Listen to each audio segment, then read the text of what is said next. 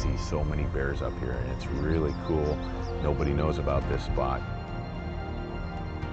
Alaska just does whatever it wants. And when it's good to you, it is the best place in the world. And when it's bad, you got to work a little harder, and we're willing to do that, and we always make it work out. Black bear, they seem to be one of the most resilient animals, pound for pound.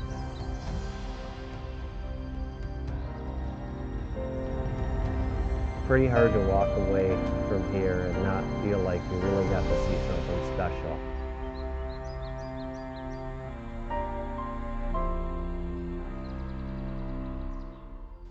Some hunters travel the world in search of the most majestic game on the planet. But this week we stay in North America, where there's certainly no lack of excitement. This episode proves that you don't have to travel to the ends of the earth to have the adventure of a lifetime. This is Nosler's Magnum TV.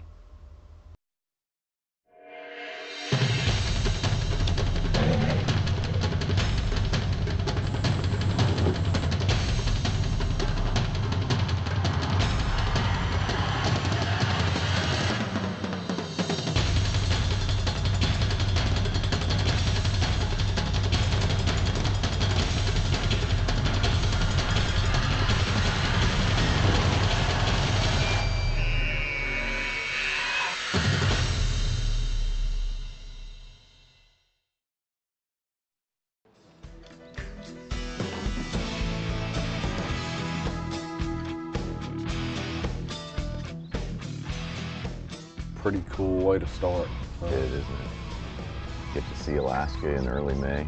We're kind of the first guys here. Season just started 4 days ago, and I think most guys wait a little bit to come in. Maybe they're all smarter than we are. Maybe. Because of our schedule, you booked this hunt, the very first hunt of the season, and that's not any kind of an advantage. Like, we always think of opening day of deer season, right? But it's no advantage here. In fact, it's a disadvantage because, and you know, Paul knew that. He told us straight up. Well, he wasn't running his regular hunts at that point. I had to talk him into taking us out before everything else got started, just due to scheduling. Alaskan Adventure is a 54-foot liveaboard hoke wheel, and what makes it different from a lot of boats is it's made strictly for extended tours. Wow. Oh my goodness. I see we're really going to be roughing it, huh? Hey Tim, you really know how to find the outfitters. Yeah, you know. Very good. You'll listen to me one of these days. It's not your normal bear camp. No, it was like an eye-opener, a light bulb moment. Oh, this is coastal black bear hunting in Alaska.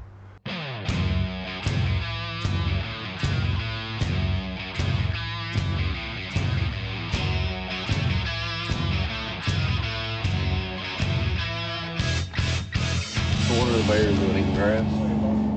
Yeah, and the salt grass that comes up should right now. I'm hoping it's 3-4 inches long. If it is, that's what they'll be on. If it's not, the bears that are out will be out on open beaches eating kelp.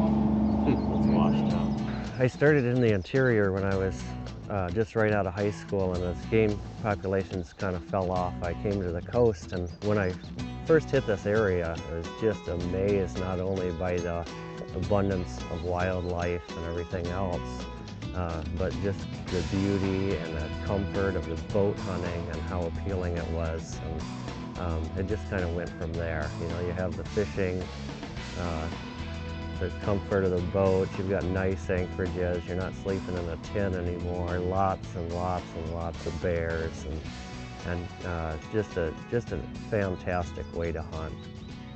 Well, this is the kind of weather that everybody would dream about having. Oh my gosh, look at that. I mean, too bad we didn't bring some skis. We could be skiing on this 4-hour ride.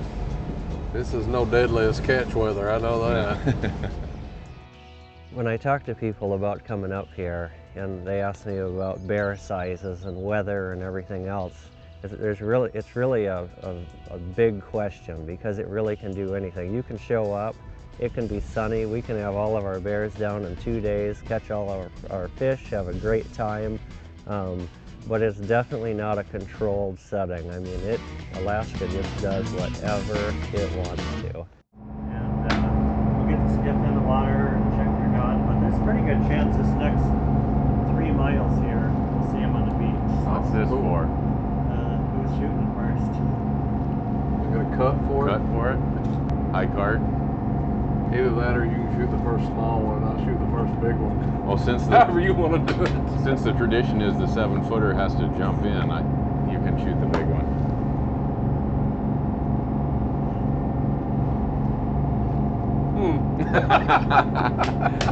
All right.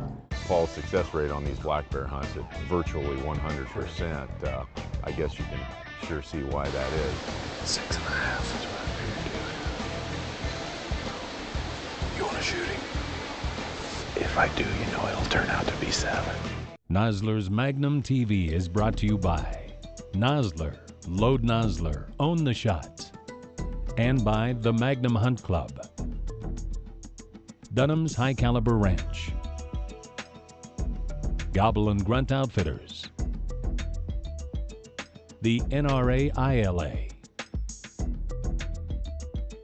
and OutfittersRating.com. Trust but verify. Boy, yeah, that first day I knew we were in for some good hunting when we were seeing all those bears up on the clear cuts. And it's really nice when you go on a hunt that's like that, where it's as much of a selection process for your trophy as it is a hunt. Well, it takes all the pressure away, because if you can walk out on the deck and look at one clear cut and see 6 bear, you're gonna feel pretty good about your chances of going home with one. And then it becomes that fun. Let's find the right bear. Let's find the right stalk. Let's be selective, and that makes a hunt no pressure. Paul's success rate on these black bear hunts at virtually 100%. I guess you can sure see why that is. Oh, no, oh, there he is. 6.5 is what I figured doing.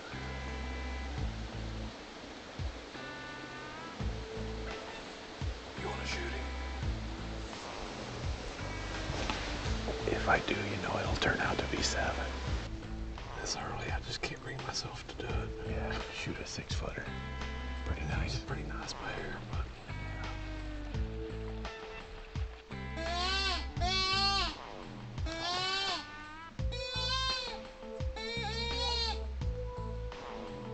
that worked. It was cool watching him though, about 95 yards. All that means is we get to go back and I get to stand by you while you catch fish. 90% of the places you hunt, you would never think twice about shooting that bear. And we had him at 90 or 95 yards, but it was early in the hunt, and we figured we'd have a little bit more fun. One huge advantage when I started hunting down here that I discovered right away was that if something wasn't working for me, I could move, and I could move with the weather. Those first couple of days were really fun, but on the way in on the skiff, Paul leaned over and he said, you know, I'm taking it out of one of my very favorite places in the world. Not just in his camp, but in the world. Because we see so many bears up here, and it's really cool. Nobody knows about this spot. You're really gonna love it. It looks like a big bear. See that? See that? That log that's laying in front of him? Yeah.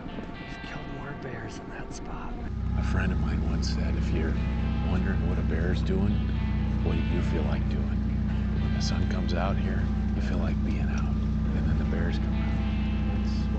When it socks in, you feel like going back to the boat. That's what they do.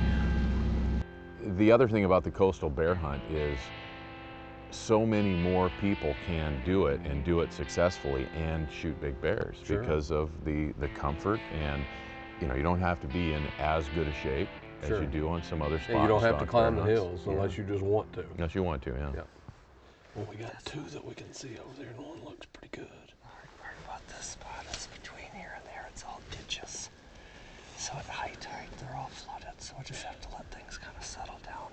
Just get out around this point, just watch them because they don't split up.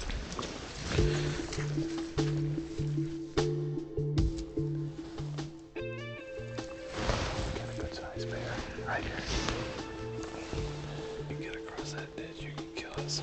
Oh, let's see who's got the highest waders. Yeah, you. I'll sit here on this log and spectate.